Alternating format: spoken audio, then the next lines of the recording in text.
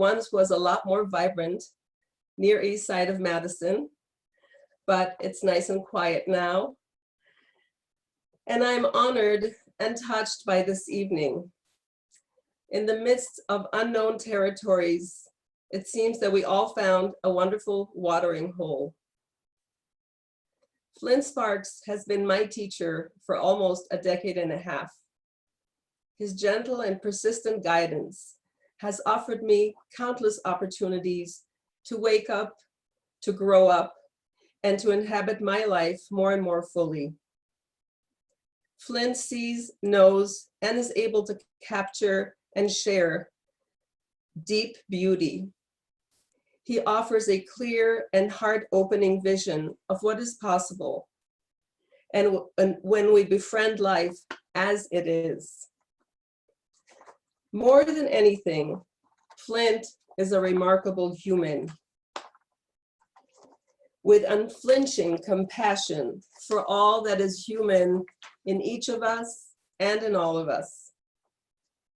He has shown me and many others the power of community that is bonded by a shared practice and deep mutual care. Flint would have been here in Madison at Threshold tonight in person to offer this talk as the opening of a nourishing spring residential retreat that would start tomorrow. It is definitely a tangible loss that shows itself as a persistent ache in my heart. It is one aspect of the groundlessness that Flint will be talking about tonight. However, I am washed over with a sense of wonder and gratitude for the surge of energy, the commitment, the support, and the hope that a gathering like this creates. This is the remedy and the way shower. Thank you, Flint, for offering us this wonderful talk about the great compassion in the age of contagion.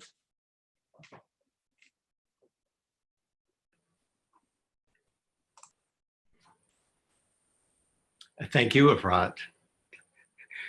I wish that I was walking in the front door, as I often do, to greet so many friends in Madison. It's almost always like a homecoming or a family reunion, but we're not having those so much these days. So I appreciate this opportunity. I'm going to do one more technical thing just to have people be able to do the side-by-side capacity now. And I hope that works well for you. We're back to the same image that we started with. Like Efrat and Jessica, I want to offer my gratitude back to all of you who have decided to join us tonight, for everyone who has made it possible for this night and all the nights for the last decade and a half to happen. There's a way in which those energies and your practice rolls forward and continues to carry us, even in this time when we can't touch, when we're not so close. In a way, it bridges the gap that we're all feeling, and which I felt was expressed a bit in this somewhat whimsical but warm photograph from Huiholana here on Molokai. That in the distance between these two fuzzy figures in the background, great compassion sits, the Buddha. So this is where we began. And we're offering a container together. Most often we would maybe sit for a bit of meditation, and we would literally be contained in a single space. Now the entire world holds us. You may see that you can't see my whole screen, but I'm wearing my rakusu, which is the small priest robe.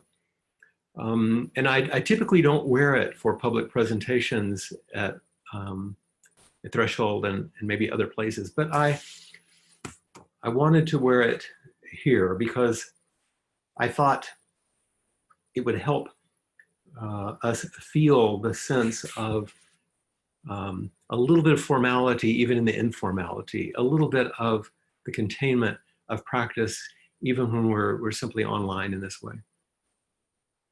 And I'd like to dedicate this time, my own offering and the offering of all of you back to everyone everywhere in the entire world, so that the merit of our practice is spread throughout the world in every place that it might be needed. There is so much coming out right now in response to the pandemic, of course. And I know all of you are familiar with these things. There is beautiful poetry, there are stories, there are difficult things, of course, but it's as if we're awash in responses and information, guidance, fears, guideposts, and barriers. I was listening to a talk once, and the speaker said, I hope you will feel some compassion for me now, because I have to speak about these things that are difficult to speak about. What does one say in the face of all of this? When we first arranged this talk, this wasn't the topic. This wasn't where we were in the world. This wasn't what we were immersed in. So some of what is coming to us seems like an immense disaster. There are looming clouds. There are powerful things that we're unsure about. Maybe they're full of some beauty, but there's also terrible things that are coming towards us. And like the waves on the beach, they just come crashing day after day after day, sometimes in large swells. Sometimes there's a bit of a calm, but it doesn't seem to stop. And there are dark moments in which we wonder if that small shower is going to turn into a storm that will destroy us, or if it will be a nourishing bit of rain in the spring, which will help us to grow. And then, of course, there are the ways in which it seems as if what's happening actually opens things to a larger, more quiet space for some people, the opening up of horizons. And in doing so, there's a deeper sense of quiet and rest and peace. So we hear the difficulties, the disaster that's sweeping over us, the opportunities that sometimes rise up in that difficult time, but also there's immense confusion, all the way from conspiracy theories and things being a hoax to this not being a problem at all, or people pushing it away. It's as if everything has been turned upside down. Our whole axis is upended. Nothing can really give us a way through it. It's so confusing. Things come at us quickly and with great difficulty sometimes. And we're not exactly sure how to go forward. For me, even watching a bit of the news, I feel swirled about what can I believe? How can I move forward? And I'm sure this might be true for some of you. And it's very difficult for us to focus, to where to focus our energies, our minds, and our hearts. What we're seeing is all this being called up in people, all this being called forward in response to this particular crisis. It's a huge probe, a huge stimulus that's calling things out. And some of it is quite wholesome. It's beautiful and creative, immense generosity and kindness we see each day from healthcare workers and families. It's really beautiful. There's beautiful poetry and music, art, and amazingly generous and open-hearted community responses all around us. But we also know that some of it is quite reactive, constricting, painful, even plainly frightening. There are what appears to me at least, bizarre reactions, and depending on where you're standing, distorted leadership at all different levels and all different places. So I really don't want to add one more thing that tries to advise or guide our experience in these ways. And I certainly don't want to spend our time pretending that I could settle the issue. That's not possible.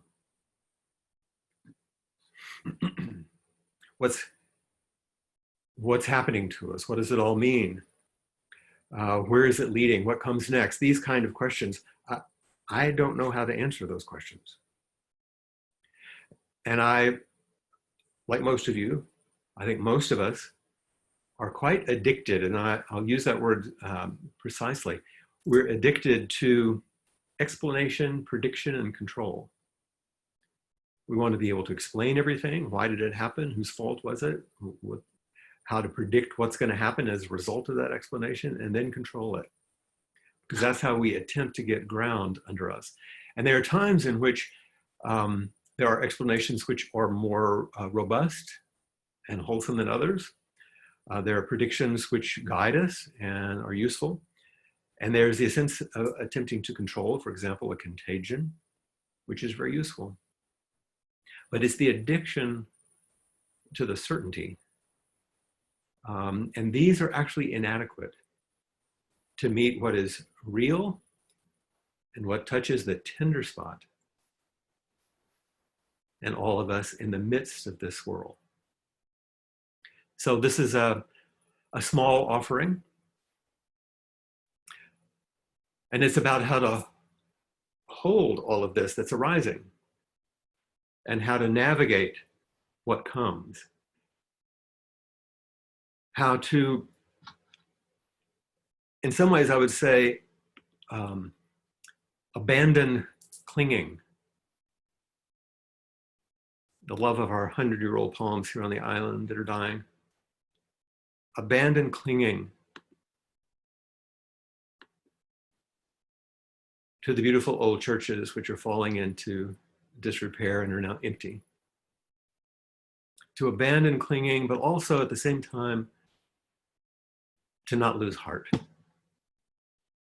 To remember the joy, especially with, on this island, what we call the kopuna, the older people, the folks that are particularly ravaged by this disease, along with others who are quite vulnerable because of economic or other conditions which make them much more vulnerable.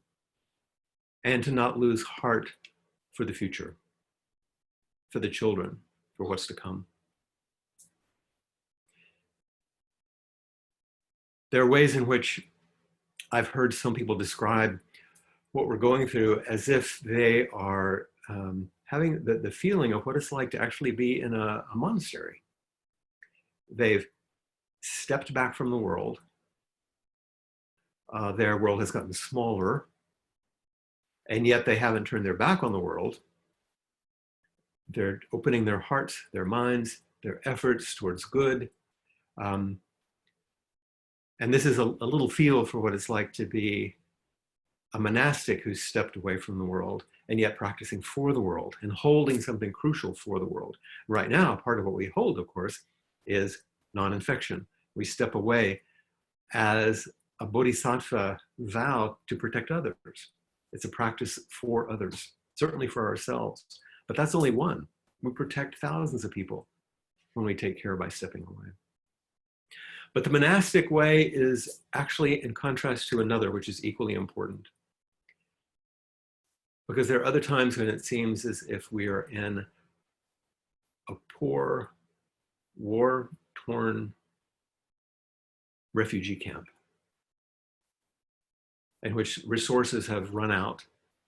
There doesn't seem to be a way forward, where people are ill, old, in poverty, and without power.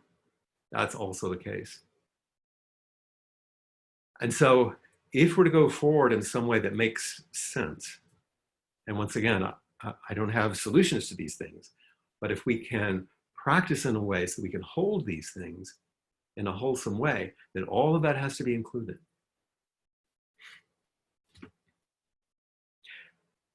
The word contagion, which is at the center of what we're facing right now, has a couple of definitions, and both are really important as we make a decision and a choice and a direction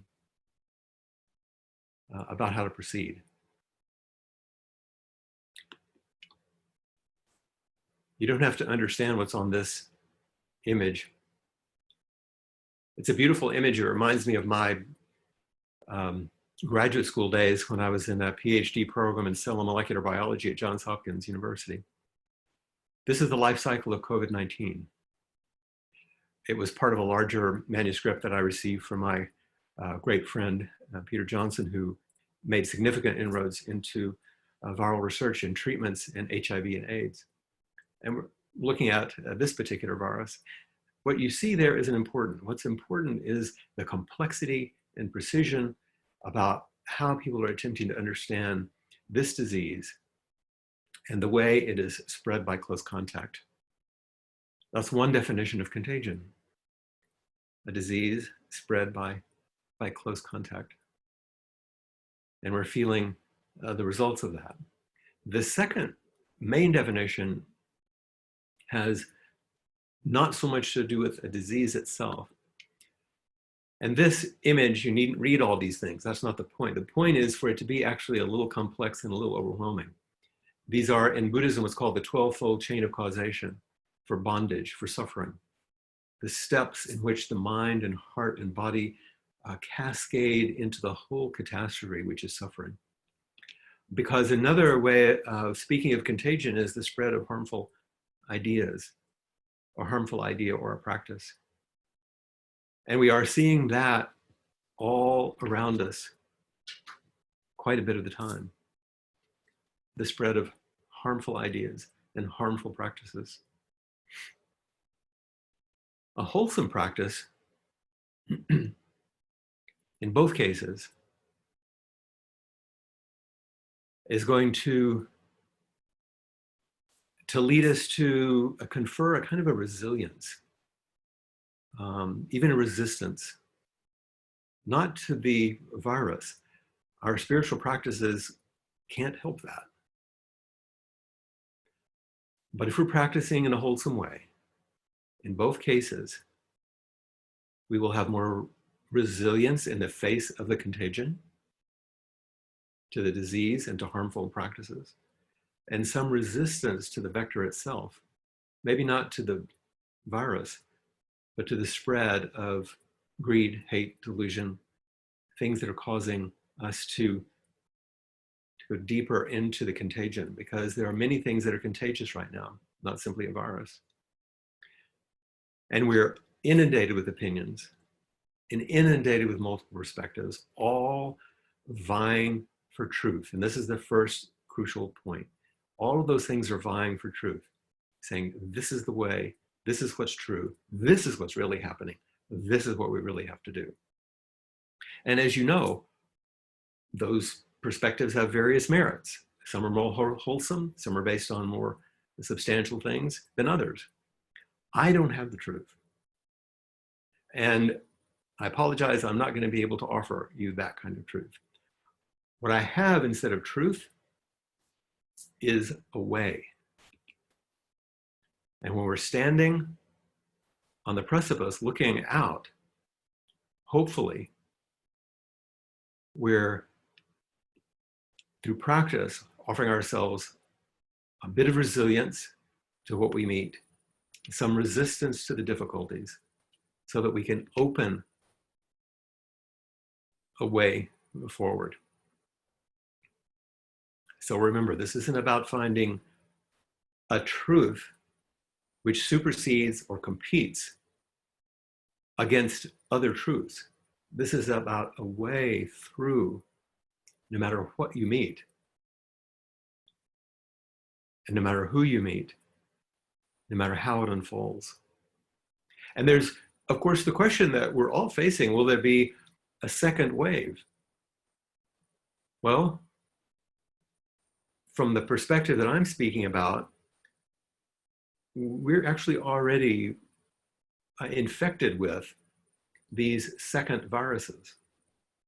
Not one that infects a cell, but it's felt at the cellular level. And those are the infections of fear, anger, separation, competition, divisiveness, things that have been hurting us in our country anyway and have been exacerbated by this.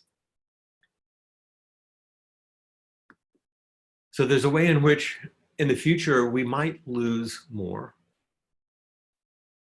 But even if we don't lose huge numbers from the virus as had been predicted, we'll lose closeness, we lose trust, we lose faith. Isn't it a strange thing that the very thing that confers the deepest resilience and health and happiness on us, which is relationship, intimacy, care, is being pulled away in a such that human beings, which are the source of the ultimate sense of care and restoration, really, of our being, are now seen as dangerous. The coming into contact with another is toxic or frightening.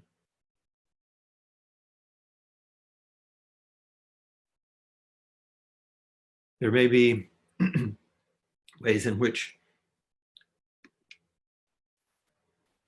this danger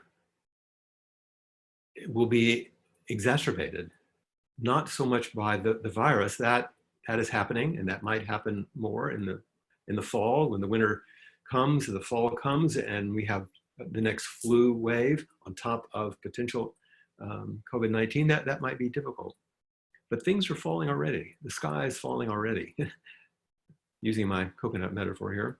But that which is falling really are the ways in which we are kind of fighting in ourselves and with each other about a way forward. So what is the best way to come home, like the beautiful rainbow pigeons of Molokai? Always knowing where true home is. In Buddhism, we call it taking refuge. In fact, that word literally from its root means to fly home, to come back to something that is worthy of our trust, worthy of our faith, worthy of our conviction. And we say in Buddhism that our refuge is to the triple treasure, Buddha, Dharma, Sangha, the teacher, the teachings, and our community. But also at a deeper level, the Buddha isn't some historical person or even someone that we might recognize as an other, but our deepest, truest nature, our best self, our basic sanity, our fundamental goodness, to come home to that in the midst of all of this. And the Dharma can be the Buddha's teachings, but really it's just the way things operate lawfully. Can we practice in such a way that we stop and see how things really are operating? What are the causes and effects? Not what opinions were given, not what news feeds, not what seeming propaganda or what some call fake news or real, all of that. Can we come home to our own understanding of a deep sense of what's actually happening? And get some verification and reflection on number 3, the Sangha. People that we can trust. That we come home because people are calling us, or because people are walking us home. People are showing us the way by what they do. This is how our true nature, the nature of the lawful universe, and each other, how we return to what is good and true and helpful, no matter what's happening. And that's where our practice is really crucial, is that we practice not so everything will be corrected, because it won't be. Everyone will be healed and everything will be turned right. We practice so that no matter what happens, we can stay upright and true, that we can move with a little wisdom and at least a little compassion and that the way that we bring ourselves forward is for the benefit of all beings, including ourselves, rather than for the benefit of just this one, and everyone else can take care of themselves. It's profoundly non-self-centered. And this is the core practice. And we have a verse or a chant that we use, which is not only the explication of that practice in a small verse, but brings us to great compassion. The term that's at the center of what we're reflecting on and walking through together today. Many of you are familiar with this small verse. Sometimes we call it the 4 practice principles. It's in some ways a poetic expression of the 4 noble truths of the Buddha. You don't have to know anything about Buddhism really, or know what those things are, to just take a look at this small verse and to say it to yourself as I'm reading it. Caught in the self-centered dream, only suffering. Holding to self-centered thoughts, exactly the dream. But each moment, life as it is, the only teacher, being just this moment, is compassion's way. Compassion's way. So there's our entry point, right at the end, right at the punchline, right at the culmination of practice. Compassion's way has something to do, I believe, with being fully engaged in the moment. Often we think of compassion as being kind. There are many positive qualities we attribute to someone who is operating in a compassionate way. But at its very core, compassion is a capacity and a practice of meeting suffering and not turning away, staying. The generosity and kindness and care that comes in that orientation, we call kindness or loving kindness. The steadiness that we attempt to maintain as best we can. In the midst of that, we call equanimity. And the attitude of caring for others and wishing them to be well, we call sympathetic joy, joy in the happiness of another. And those 4 qualities, loving kindness, compassion, equanimity, and sympathetic joy, are the qualities of a bodhisattva, the term that we use to speak of someone, at least in the Buddhist tradition, who's practicing for the benefit of the whole world, that sort of generous outflow of care to benefit everyone. And that world for which you practice, it includes yourself. So compassion is this capacity to meet suffering and to not move away. So compassion's way suggests that being fully engaged in the moment in what we might call embodied immediacy, not in our head, not standing too far back so that we lose connection, but not plunging too far in so that we get submerged, that we have a sense of uprightness and steadiness of staying with what's often difficult to stay with. Compassion, to suffer with. Now within each moment, each relationship, it says being just this moment. Within each moment and each relationship and each challenge, we have a choice. And this is something I think in spiritual practice that doesn't get quite enough attention. How much choice there is. It's not about, we don't move forward in a wholesome way on sort of blind faith. It's not bestowed upon us from the outside, I don't think.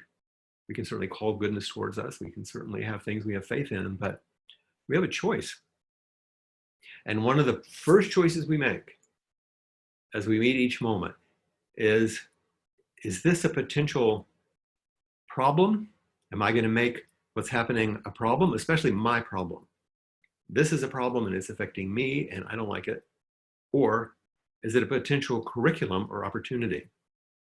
What's going to be revealed? What's going to be called for? Some of you have heard the statement that I have made previously by one of my teachers, Sojin, Mel Weissman, from the Berkeley Zen Center. He said one time, it would be a shame to turn a perfectly good practice opportunity into an ordinary event.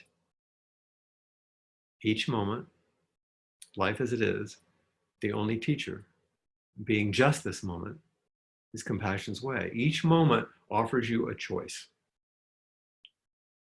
I can say, I didn't like this, it's not what I expected. I'm not going to deal with it, or I'm going to fight it, or I'm going to ignore it. Or you can say, oh, here we are. What is it calling forward in me? What's it calling for me and the people that I love? And that choice that you make is the practice choice. That's the turn from simply practicing your conditioning and your habits and just doing the same old thing over and over and over, or practicing with your conditioning and with the moment and seeing how you might transform it into something more wholesome, more useful, where there's more kindness, more care. And the relief of unnecessary suffering is balanced precisely on this choice. Am I going to practice with this, or am I going to just respond my habitual way? Am I going to open my mind, my heart? Am I going to relax my body enough? Not perfectly, but enough to at least meet it in some way that can be useful for me and others. Or am I going to go the same direction?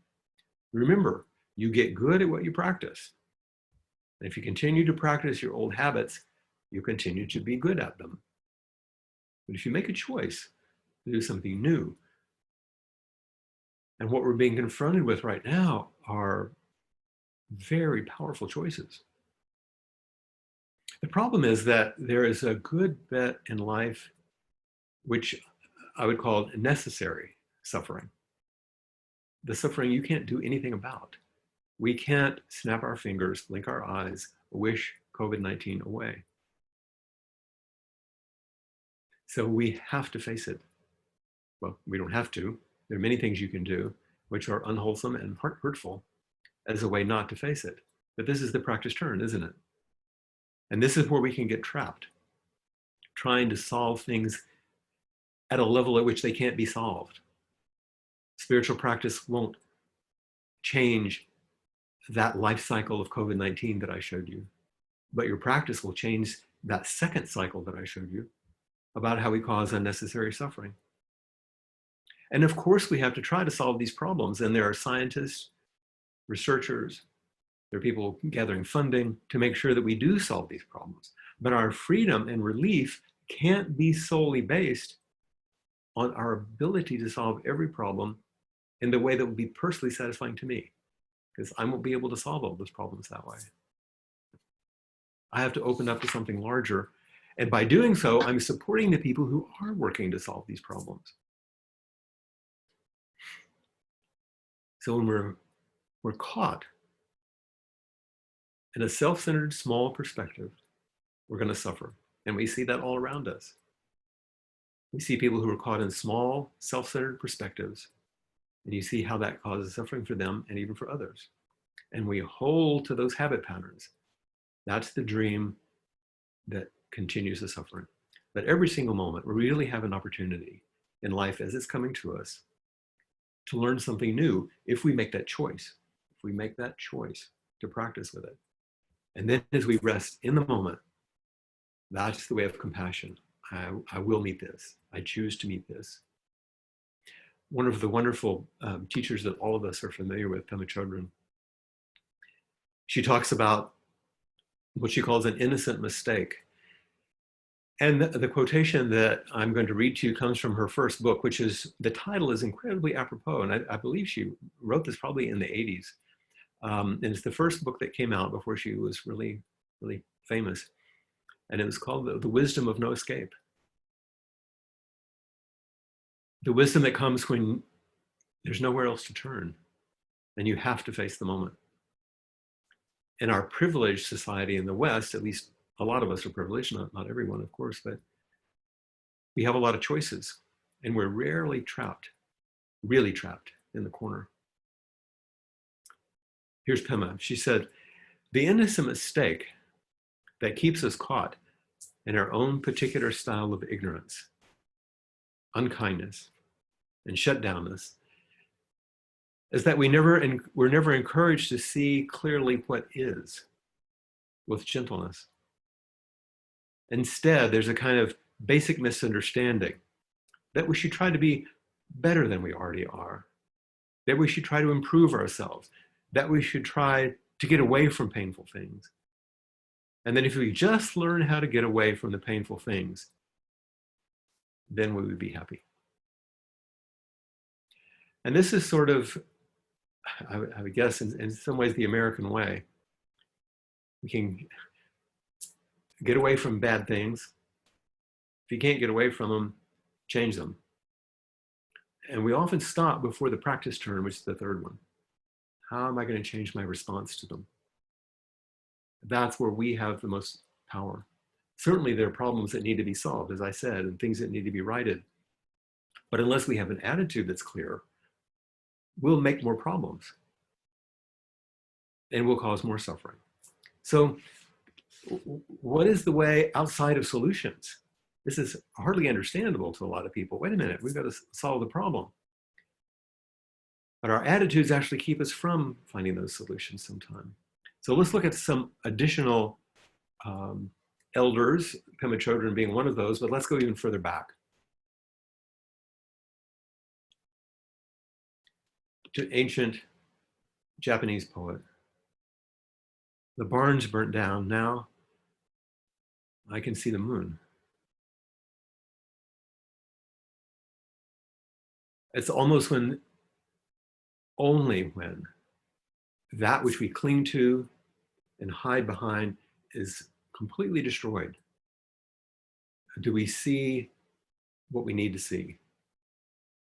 Someone asked me recently, how do people really come to practice? What are the things that motivate them so they can practice? And I said, well, there's usually two ways. Most of you can relate to this, I'm sure. Either you have something terrible happen to you, where once again, you have no other choice. It's like, okay, I'll practice. Nothing else is working for me.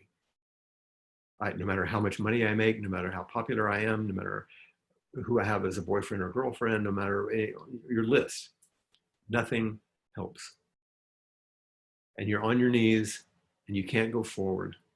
It's what in 12-step programs we call hitting bottom, but that is not simply relegated to alcohol and drug abuse.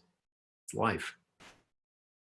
That brings us to practice. But there's another opportunity, which is great inspiration, or seeing manifest in some person that you know, or that you've come to practice with. Maybe it's your grandmother, maybe it's a kid, but someone who's a startling example of something possible that you had never considered would be possible. Now, these aren't mutually exclusive,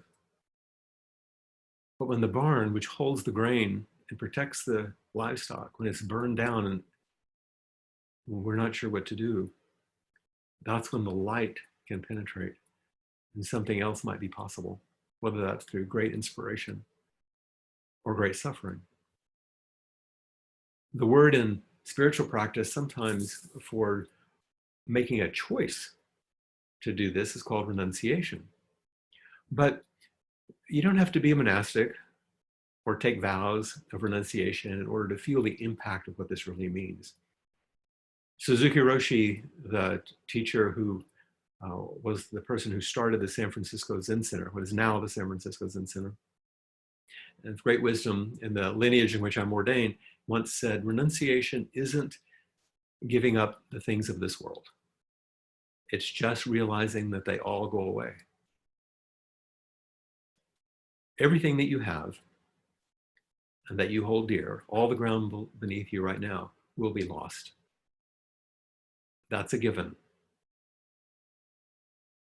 What are we going to do in face of that reality? It's maybe not the reality now, but my goodness, hasn't this pandemic brought it closer? We could lose all our money. We could lose our jobs. We could lose our businesses. We could lose our family members. We could lose freedoms. There's so much. This is renunciation, and can we choose it? and work with it in a way that's useful. Another Zen poet, in a similar way, this is the moon over Momi here on Molokai. Watching the moon at dawn, solitary, mid-sky, I knew myself completely, no part left out. So sometimes we're challenged with things that take us to the ground. But no matter what happens, we're left with a choice of accepting ourselves and accepting what's around us. The biography of Suzuki Roshi begins with a brief vignette in which the author, David Chadwick, speaks about a moment in the late 60s at Tassajara, the first Zen monastery outside of Asia, in the Ventana wilderness up above Big Sur and Carmel. And a student, he asked the teacher that night, could you just essentialize Buddhism in one word or one phrase? And it's the kind of question that sometimes students ask that they know the teacher's not actually going to answer, but they want to see what they'll say. And David said, but this night he did. He said, everything changes. Next question. Everything changes. We live in a world of impermanence.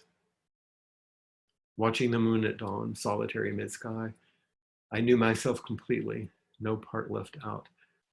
But to know oneself completely means not only do we have to turn towards the world fully and make the choice to accept what's there and work with it in a wholesome way, we have to turn towards ourselves and accept everything here too, not leaving anything out.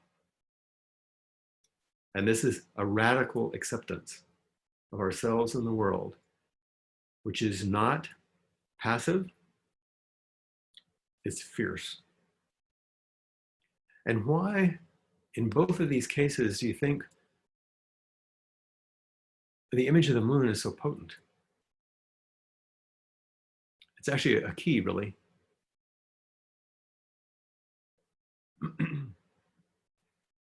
Because what we see, we know the moon actually doesn't produce light. It reflects light. It's a reflection. It's light in the dark. It waxes and wanes. Sometimes we can see fully and sometimes not at all, sometimes only partially. But isn't how that is with ourselves? And sometimes we see deeply and clearly and sometimes not so much. How it is with those we love. How it is with our understanding of the world. And this is what practice helps us understand. What is the reflected light source of our practice? How do we become a light? Like the Buddha said as he was dying, become a lamp into yourself, become a light. Reflect the goodness from others, reflect it back to them. And this is why I think the moon is a worthy object in speaking about it this way. The other piece I think is actually crucial, and it's important these days. And I must say, as a very small political comment, I just happened to see on a news feed a screen full of leaders from around the world, mostly presidents, prime ministers, senior leaders, who are all women who are doing such a fantastic job in the face of this pandemic. The moon is often thought of as a feminine quality. It's not so pushy, not so insistent on triumph. It's receptive, it receives the sun rays, but it's fiercely and relentlessly present. Nothing passive about it. In fact, that moon can move the entire ocean, vast oceans, by her presence only. And this is what we need. I want to tell a small story, if I can, about an ancient 13th century Japanese Buddhist nun, Mugai Nyurai, who is purportedly the first nun to become the abbess of a Zen Buddhist monastery. I have a particular affection for her in some ways because my teacher, Zenke Blanche Hartman, was the first female abbess at the San Francisco Zen Center. And I was blessed to be there with her when she ascended the mountain seat and became abbess, with her in Japan when she did ceremonies of her Dharma entrustment. It's a beautiful relationship for which I'm forever grateful. And one of my students, Trudy Johnston in the north of England right now, is the head student for the larger Sanghas of the UK. And she brought this story to my attention, which I'd forgotten. See the pail on the ground in the image? The spilt water. There are many stories about Mugai and of her studies and her service in the world and her commitment to practice. There are various versions of the story in which she came from a well-to-do family and lost, but for whatever reason, as she practiced, she felt that enlightenment, this awakening, this freedom that we're speaking about, was completely out of her grasp. She became despondent, and she went to an older nun and had a conversation with her. And as they were talking about her difficulties, the elderly nun said to her, "Oh, dear, this is actually wonderful, your worries and your concern. In fact, really, what is there to attain? In Buddhism, there's no distinction between a man and a woman, between a layperson and a renunciant.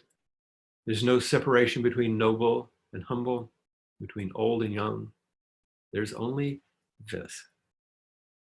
Each person must hold fast to his or her aspiration and proceed along the way of the bodhisattva, way of the generous person who dedicates their life to the care of others. There's no higher way than this."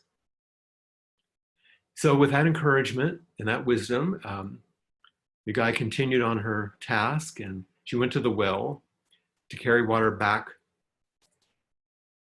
to the monastery in her old wooden bucket that you see there. And she had continued to mend her bucket to keep it together. It was old and it would leak and have problems. And as she walks along in the night, she happens to look down into the pail once she's filled it and sees the moon reflected in the water. And it catches her attention, the beautiful moon, and she's touched by it. And just at that moment, the bucket gives way and breaks and spills to the ground, and the reflection of the moon is lost. And she looks up and sees the moon in the sky, the actual moon. It's said in that moment that she realized that all her ideas about herself, all of her ideas about reality, were nothing but false reflections like the moon, being held together like a bucket of her own delusions. And she released her delusions and she was awakened. It's a beautiful parable, a lovely story. And in response to that story, Trudy recently sent me her own poem as she's moving through this time of being head student. And this is her poem. Sometimes I realize it's cumbersome if I put something on the screen for you to read while I'm reading it, but it also helps some people. They say, please put the words so I can take a look at them. So these are not you guys' words, these are Trudy's words. The moon in the bucket. The staves have broken. The precious, ancient, water-broken bucket has broken. The one that I mended again and again because I couldn't let it go. All the work and time and effort and hope and prayer and desperation and trying so hard have failed. I tried to hold it all together, glue duct tape, spit, elbow grease, love, hate, prayer, despair, they too failed. I believed I had to hold it together. Hold together for pride, for ego, for necessity, for death. Otherwise, everything would fall apart. It failed. It fell apart. The staves split. The water spilt. I could hold the moon no more. And in the failure came wholeness. The pure relief of failure. The moon now in the sky.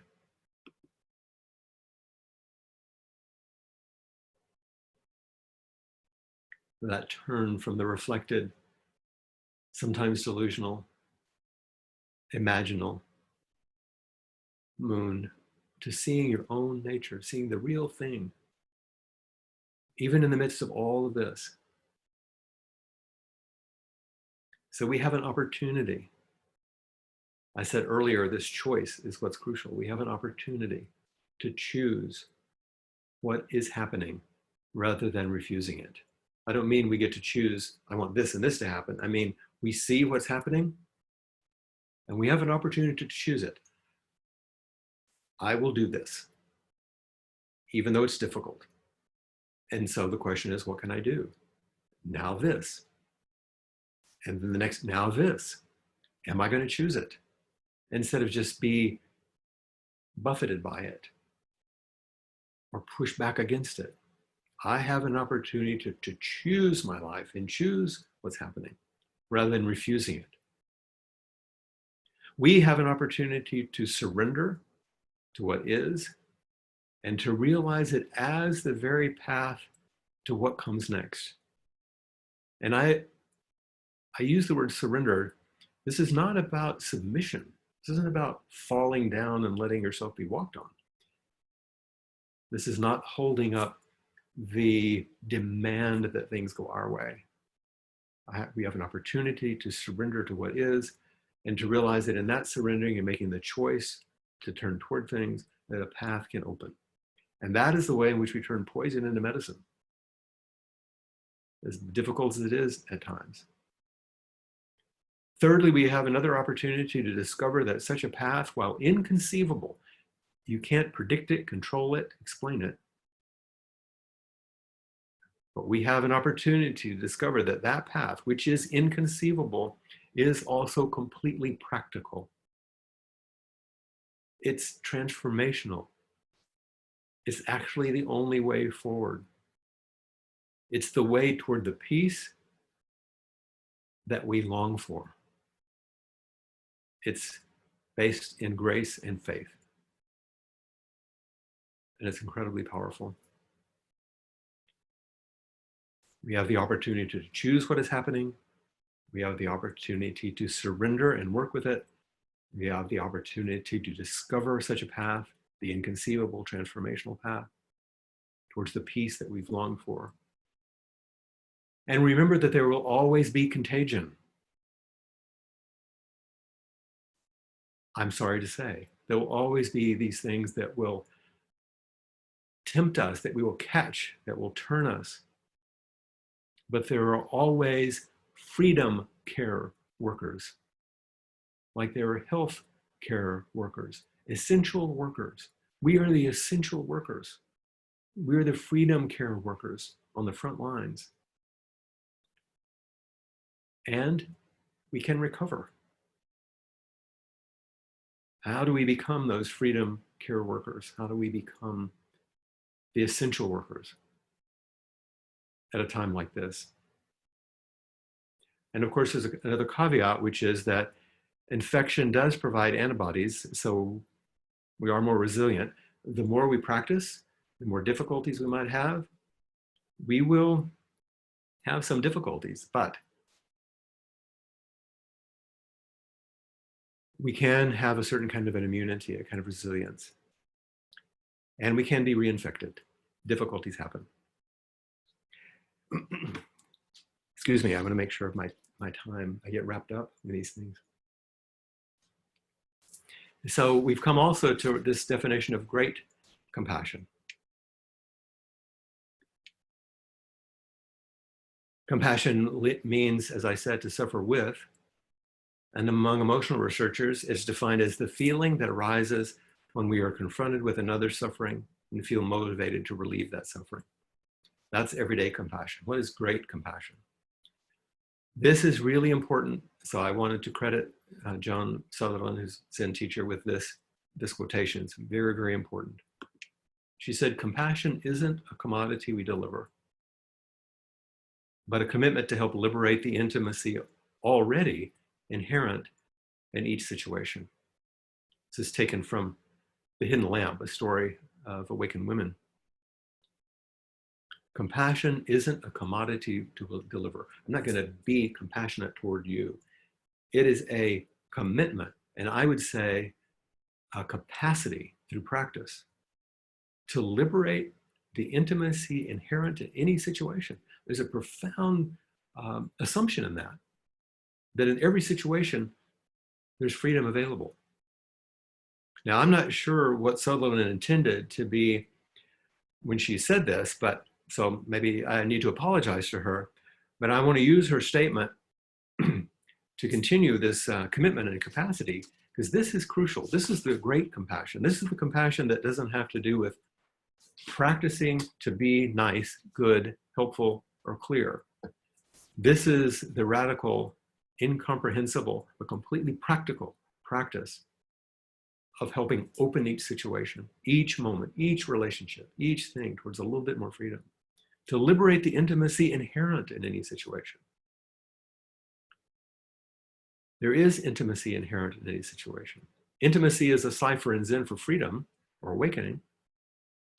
And to liberate, we open up the horizons. The horizon that we see when we look out, we know is an illusion. There actually isn't a line that separates the sky from the sea. And as we move, it moves. As we practice, it moves.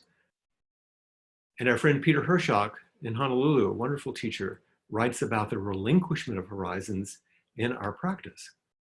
And what do we relinquish? What do we let go of? And just briefly, we let go of the horizon for readiness. Sometimes we say, okay, I'm ready for this, but not that. As we practice, our horizon for readiness falls away. And we're willing. We say, okay, I'm ready. I'm ready for whatever. It's imperfect, but we do our best. Because we also are relinquishing our horizons for relevance. This is important to me. That's not important to me. Over time, all is important. Everything counts. And we open to a larger readiness. We open to a larger relevance. And then we also relinquish our horizon for responsibility. It doesn't mean we're responsible for everything, but we realize our responsibility to everything. And as these horizons fall away, and we choose the opportunities that are available to us, then Sutherland goes on.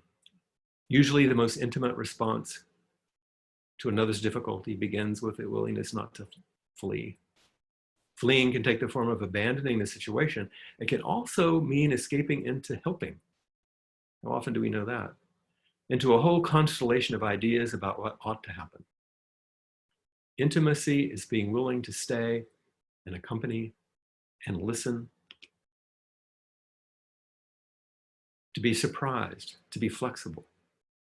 And then the final statement, which I think is so important, it's a willingness to fall with someone else. A willingness to fall with someone else and to see what becomes possible when we do. To not stay back. And I would say not only to fall with someone else, but maybe to fail with someone else. To accompany each other through our inevitable failures. And to see what's possible when we do, rather than only seeking another way to cope, another way out. There's always a way through. There's not always a solution or a way out, but there's a way through. And this way requires attention, responsiveness.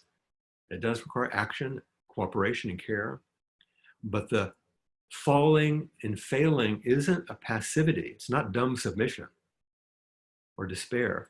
It's a vital and wise surrender to what is so we can respond appropriately with wisdom and kindness. Another important teacher, and I just want to name these few because they're so important, Norman Fisher.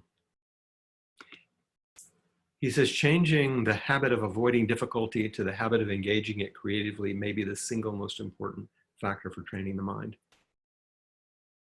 That's pretty clear, exactly what I'm speaking about. And to embrace the suffering of others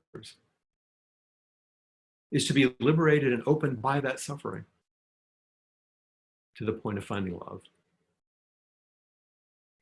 But compassion is possible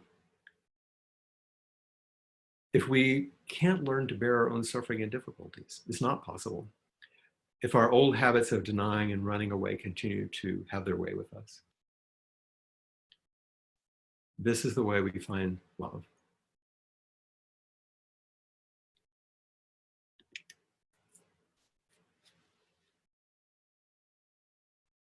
DeWitt Jones took this photo of me when we were at Momi a few months ago. There are massive waves. And I jokingly said, this is called the last wave, the last photo ever taken of Flint Sparks. But with a telephoto lens, of course, distance is compressed. But I like it because it reminds us never turn your back on the ocean, but never turn your back on your life. John Tarrant, another Zen teacher, says there are no circumstances under which it is wise to refuse life. Even this one that we're facing right now. Don't turn your back on life. Turn toward it. And here's Mark Nepo. Once again, I apologize for all the words, but people have asked for them. It's called a mistake. He wrote this after he'd had cancer. He said, the wind had been knocked out of me and doubled over. I looked like I was asking for something. But it was then that someone passing by offered me something precious, which I managed to hold briefly before dropping. And when I dropped it, it fell into someone else's hands, and she was grateful. She called me kind and generous. She couldn't thank me enough, but it was only a mistake. I felt compelled to admit that I'd merely dropped something precious. At this, she put what I had dropped down and took my face and said, don't you see? Even dropping what is precious is a gift. It made me cry, and while she rocked me, what was precious rolled toward a bird who fluttered over it. It finally landed at the feet of a small child who hugged what was given, what was dropped, what was a mistake, what was let go in order to hold someone lost. The little one just hugged it and turned to her mother in awe, shouting, look what I found. Look what I found. What was given? What have you given recently?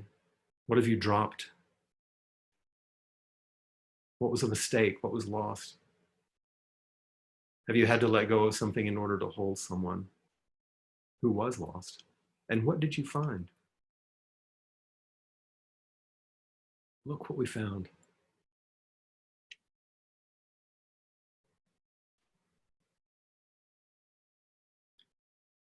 Great compassion is not a skill we can have. So we can give something like a gift to someone. It's not that. But it is wonderful. Great compassion is a wonderful kind of immunity and a capacity.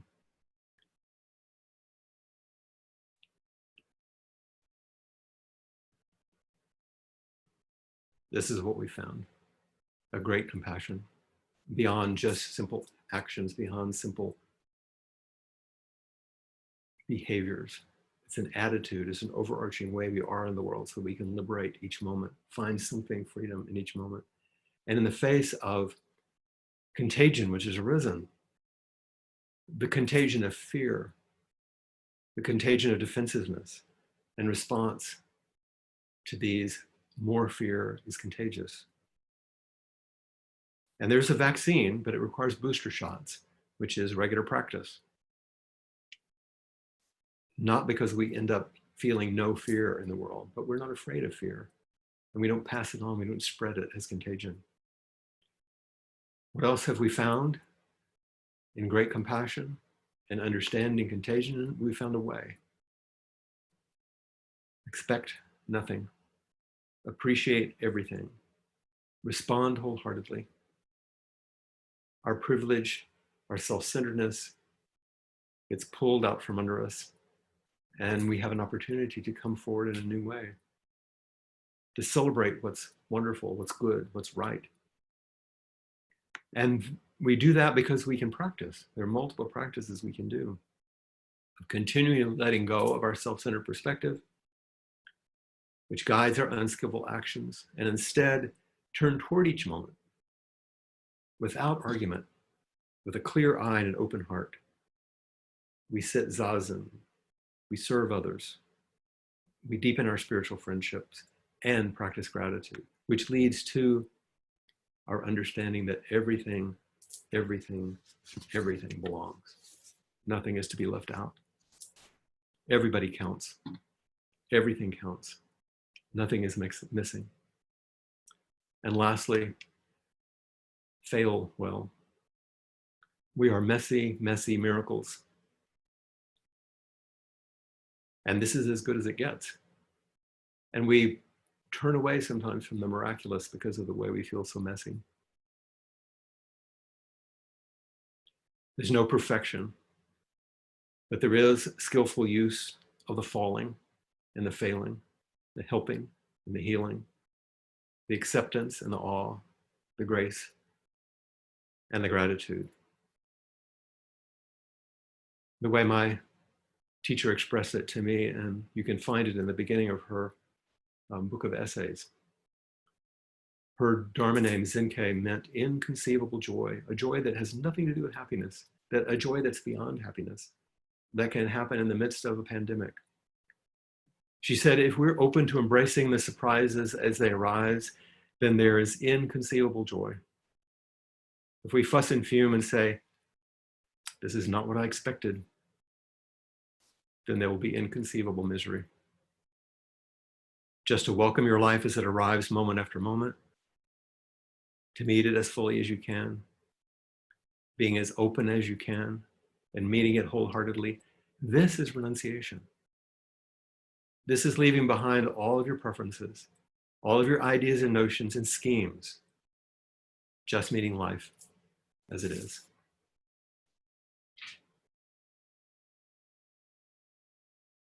And so this is that's what I've had to offer.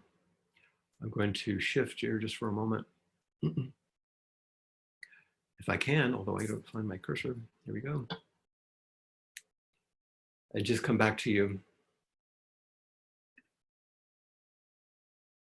And I believe we have a bit of time remaining for a few questions, maybe not very many, but maybe a couple would be good. And I'll let my moderator let me know who might join me. Thank you for listening for such a long time, and for your willingness to hang in there through the walk that we took together, through all of these things. These are things that are important to me and that I share with my students, and things that I hope can be maybe inspirational, offer you a little bit of guidance, which doesn't change the facts of the world, but it changes how we move through them. And those of you that have seen my TEDx talk, it starts with the statement I made, say my message is not about changing the world. It's about changing how we meet the world that never stops changing. And so here we are. Was there anyone who raise their hand, or should we proceed towards our completion?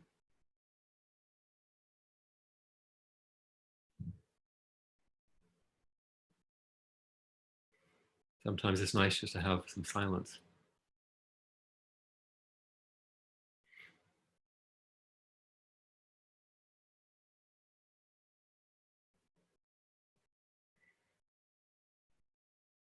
Efrat, would you like to offer some completions and some closing words? I'll stay here with you. I was waiting to see if anybody had questions. Yes. Well, thank you, Flint. Thanks for the walk and thanks for the talk. I enjoyed the process so much. I was almost lost in it. And That's my way. You know, when we walk together, there's a way in which you kind of forget the particulars and you just move together. Yes. And I really missed you here, but I'm very happy to know that you are peacefully in your home in Molokai, and you don't have to travel, and you can deliver all this without a huge effort, which is a blessing of this time. And I just want to call it for all of us who are sitting in our homes and are available to this moment in ways that are usually not this easy. So I want to acknowledge your presence, and I really want to acknowledge the generosity that all of you showed. We tried a very interesting Buddhist approach to supporting the opportunity to support our teacher and the opportunity to support those who make it possible for a teacher to show up. And it does take some effort, especially with such a big learning curve added into the usual. And so I really do want to say that it is about generosity, and generosity can show in many, many ways. It doesn't have to show up fiscally. The showing up itself is generous, and I'm grateful for that. I also really want to acknowledge the Threshold team, the Appamada team, and the Open Door Zen Community team, who worked together in this beautiful co-creation across distances to make this possible in a harmonious way, which I hope you feel. And lastly, if you want to continue to practice, Flint will be with us here in Madison virtually for starting tomorrow night with a Dharma talk, and until Sunday afternoon, a retreat, an intensive practice. It's a retreat from far away called Welcome Everything, Push Away Nothing, is available to you if you go to the Open Door Zen Community.org website. Until noon tomorrow, registration is open, and anybody can join. So feel free to do that. And with that, thank you, Flint. Thank you, everybody. It was wonderful to spend the evening with you. Thank you for the opportunity. It's remarkable. May our intentions equally permeate every being in place with the true merit of the way of freedom. Thank you.